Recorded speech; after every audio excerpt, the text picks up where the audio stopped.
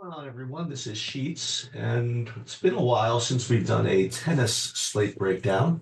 I don't think we've done one since the new season started. So I figured I would take this nice little handy, what is this, 12, I was about to say 12 fight card, 12 match card, and go through the process of how I play tennis using SaberSim and my projections and things like that, and a couple of things that have worked um, for me.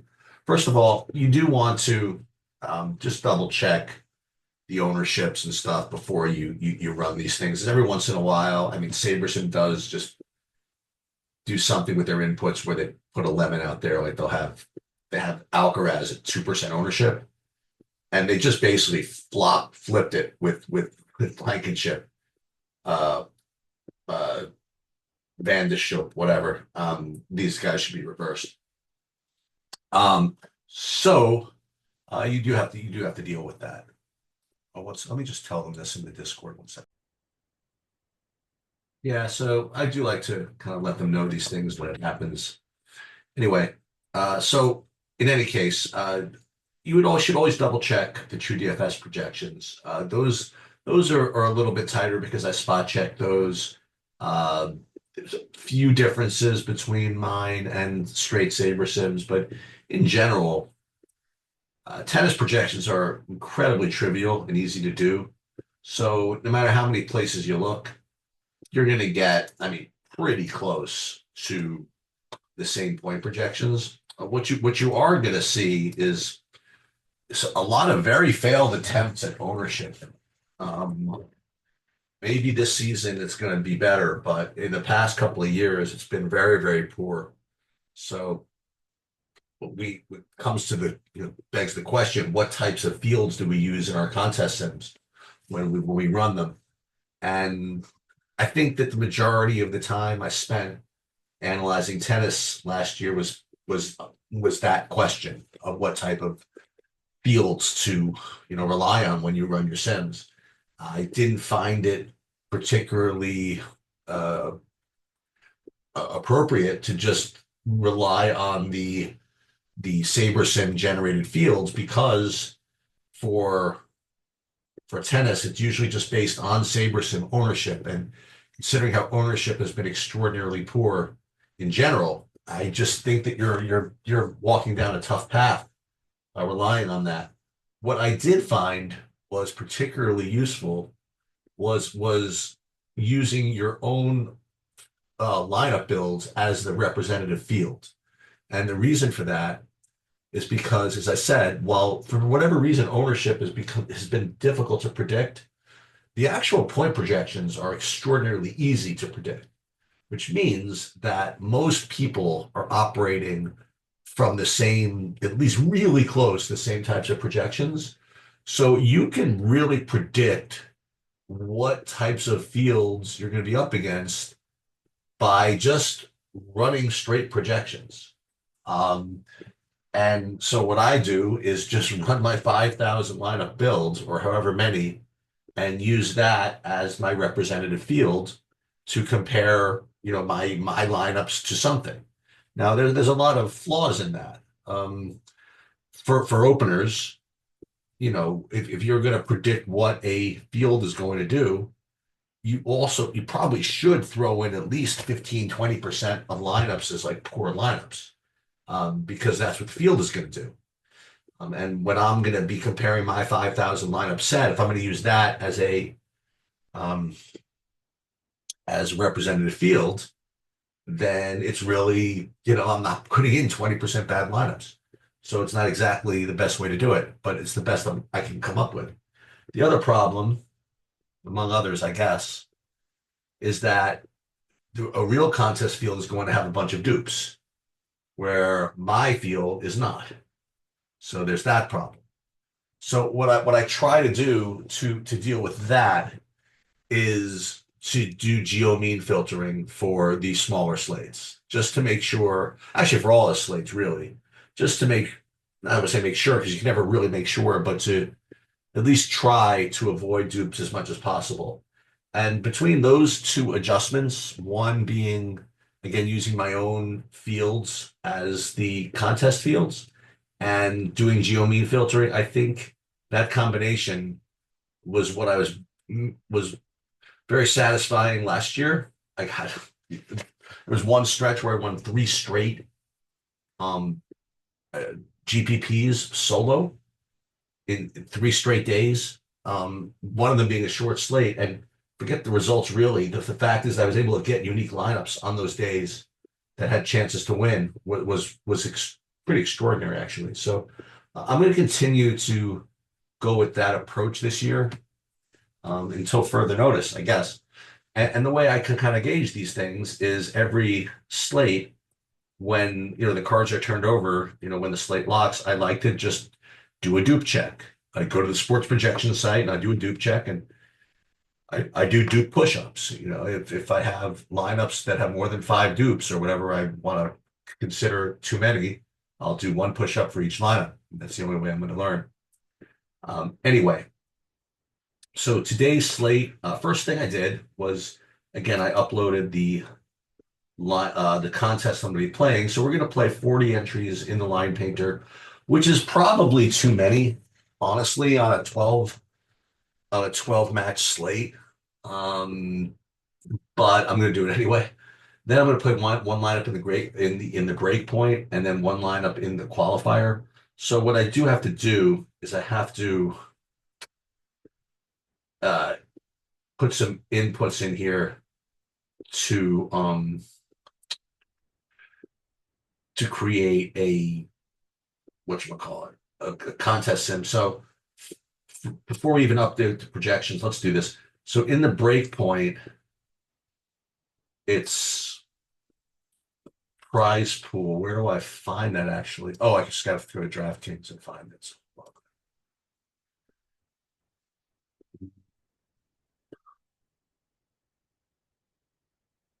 So the break point,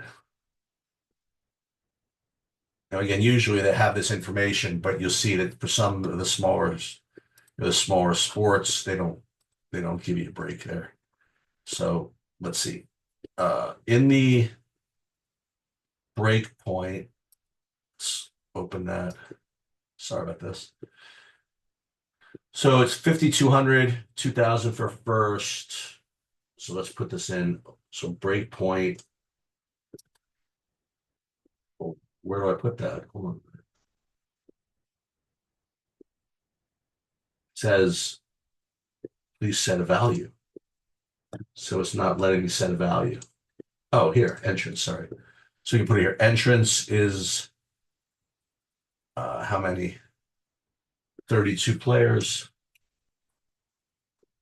Then first is getting 40%, looks like we're actually 35, and cashing 7 out of 32, so 25% or so are cashing. And then in the King of the Baseline qualifier, again, I'll get used to these ratios in a minute. It's going to be 20 people in that, and first is going to get 100%. And cash is going to be like 10%, I guess. Actually, 5%. Okay. So we're all set to go as far as this is concerned. Now let's build some lineups here. Is this what I just put in here? Yes. So I replaced, let me just see this. Yeah, so this was the original SaberSim one. So I replaced them with our projections. And you do see some differences already. First of all, SaberSim again. They just changed. No, SaberSim had Alcaraz at 2%, whatever it is. So obviously that's no good. And because he was at 2, they put the other one at 59. So these are wrong. So I made some changes here, and the point projections I have different as well. Not by all too much though. Actually, more than usual. I mean, I'm ahead of SaberSim. Yeah, definitely by more than usual, which is interesting. Let me take a look at Tommy Paul for just a second. Yeah, I mean, SaberSim is just lower. pretty much on everybody. Okay. So do we need to put 5,000 lineups? Well, let's be,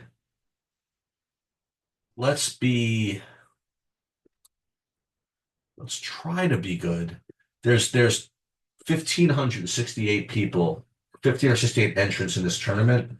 So let's put 1,568 lineups. Now there's actually going to be less because there's going to be dupes, but let's only build 1,568 lineups because we are trying to big create a pool that is going to reflect what the field is going to do. Okay, so let's see what this looks like. So what this looks like, let's take a look at what the pool exposure is. Forget this exposure. So the pool exposure looks like 51% Tommy Paul, 42% Mensick. I do want to eyeball this to see if it at least makes some degree of sense. Want to make sure it's not too far off of the ownership because it's got to be close to that, right? Now this is weird. So I'm only getting 37% Alcaraz as opposed to the 52, excuse me, the 51 I'm projecting. A little more of Joe Bear. Okay, maybe just the way lineup construction is working. I'm not sure. Because this is why ownership projections are just really, really weak. So what's going to happen is that uh, I'm going to use this build, which is called build two, as the representative contest field to run my sims against. So what you got to do is you go into contests, and for all of this, instead of going flagship MME, which is the SaberSim owned, source, we're going to use ours. And we're going to do the same thing for these, which is probably again not great, but this is the best I can do. So let's keep these. What happened to my contest sims? What happened to my data here? Well, let's go do this again. For the break point, what was it? What did I say? It was 30? Let's just see again. What did I do? Was I looking at the wrong date when I first looked at this? Maybe. All right. Okay, so there were 32 people in this. Sorry about this, guys. I remember there was 20 in the qualifier. And here there was 35 for first, 25 for cash. And then first was 100. Cash, I think we put 5%. And that should be good.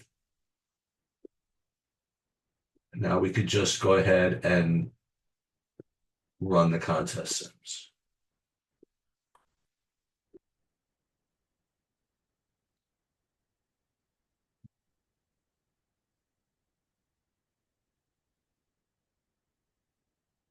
So now it's really just a matter of entering these into the contests. Don't really care, again, how much I have of any one player. Doesn't really work that way for me. But what I might want to do is make sure I have at least more than one min unique.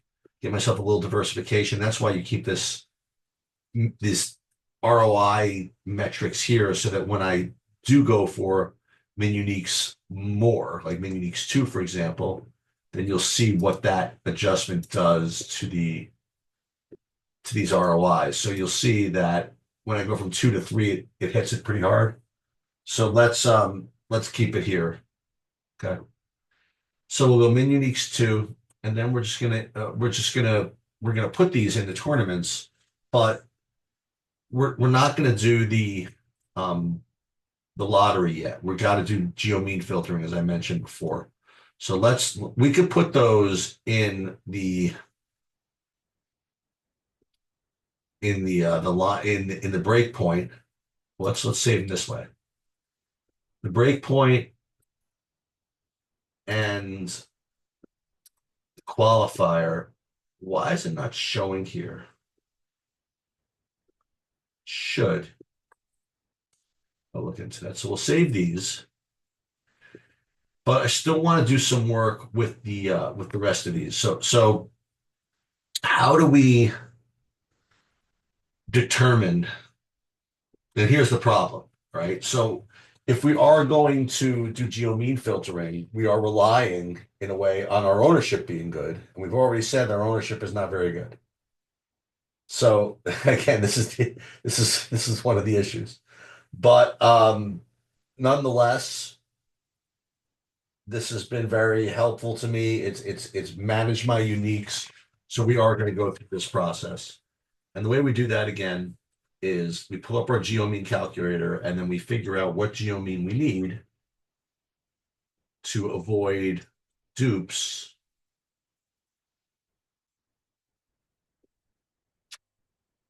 in this contest. So what did I say? How many players were there in this? 23. Well, it should be 1568, right? So 1568 entries, 6 players in a lineup, and then we have the dupes formula here. And let's say we want to do maximum dupes 1. So the geo mean has got to be less than 29.3. Okay. So what we could do this a couple of ways. Primitive way, and let's do that, is let's go geo mean 29.3. So it's got to be less than 29.3. So we go filter somewhere, filter, add new filter, geo mean less than 29.3, and then save filter, boom. And now we've deduplified to some degree these lineups. So between the min uniques 2 and the whatchamacallit and the geo mean filtering, now we're probably good to put these in. So let's put these in this lottery tournament like this. Save. 38 will need to be duplicated. Why is that? There aren't enough lineups, so let's cancel that.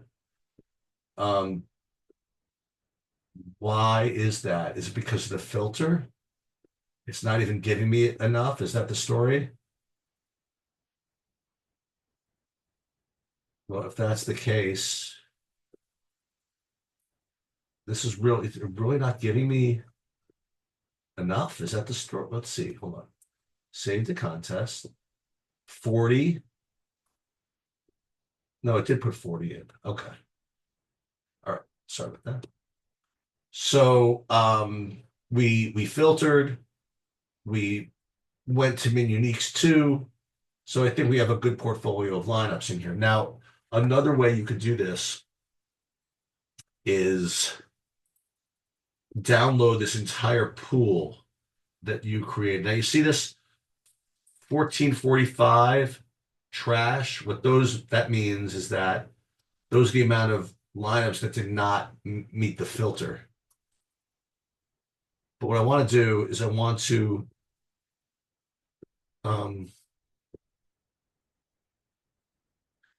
download this spreadsheet, which has all the data from the lineups that we just kind of dealt with. So what I'd like to do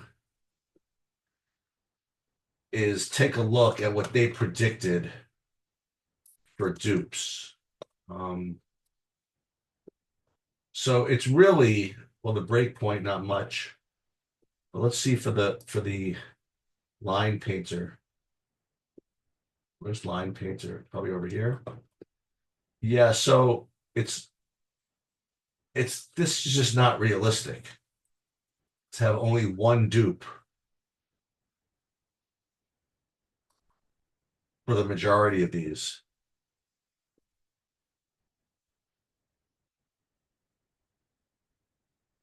I guess also part of that is that only built 1,500 lineups, but still,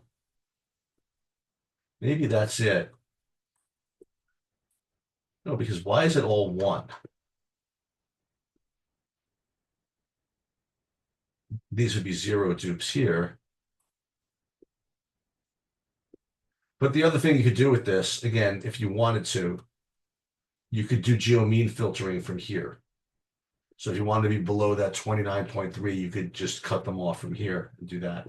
And here you can also cut off lineups with salaries, but all these things you could do from the filter that I showed you before. I just want to try something real quick. I want to build 5,000 lineups.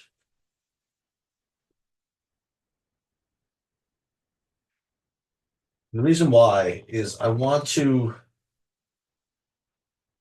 see if building 5,000 lineups, what kind of dupes those create.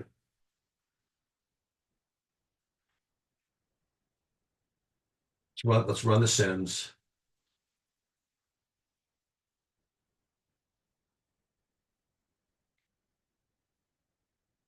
Oh, but wait. If we're gonna run the sims with the new set, we have to change this, right? So we have to change this to instead of build. Oh, it's build two. Still build two. Um,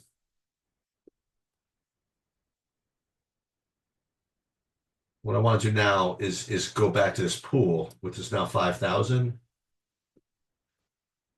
And now I want to see what the dupes look like there. Just eyeball this real quick. No, I can't eyeball it. I have to do it the long way.